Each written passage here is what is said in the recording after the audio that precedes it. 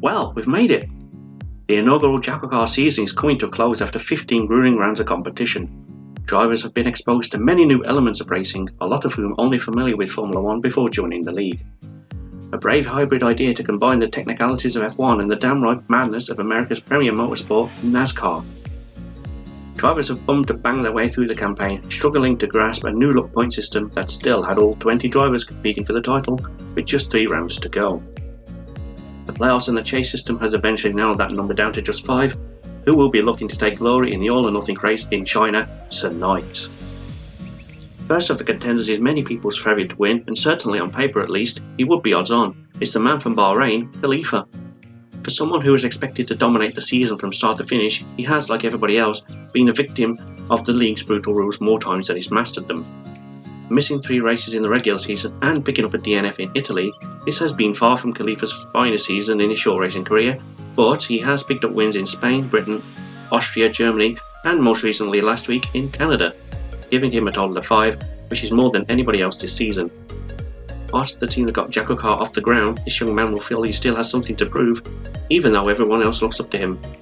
Not winning is not an option, so you can be rest assured that Khalifa will be going all out for the win. We now move to TC, or Thomas to call him by his Christian name, one of 2 Belgian drivers in the field. He pilots the 28 car and had an okay regular season, often playing second fiddle to his Belgian compatriot Arnold. TC eventually found his form in the playoffs though, going into Brazil in a must-win situation. He pulled out all the stops to book himself a place in round 2. However, his severe points difference at the beginning meant it would not be a straightforward path to China. It was in Japan where TC came into his own and pulled off one of the better drives we've seen this season. It was textbook. Winning in both playoff rounds after the average regular season he had is an incredible achievement in a field of very talented drivers.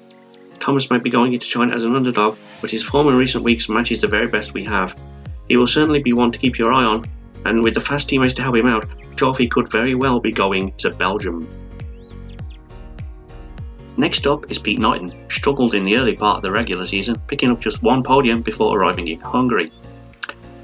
He would go on to win the next 2 races. Pete is considered to be the closest challenger to Khalifa in terms of outright speed, and at times this season he has been the dictionary definition of dominant.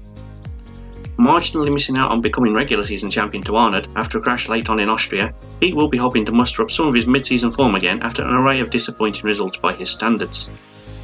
Despite winning the first 3 playoff races on track, he then lost all of these due to in-game penalties, which knocked his confidence in the second round, where he could manage no better than an 8th place. It wouldn't be until he crossed the line in Canada that his Championship 5 spot was confirmed with a P11 finish, doing just enough to beat Arnold to it.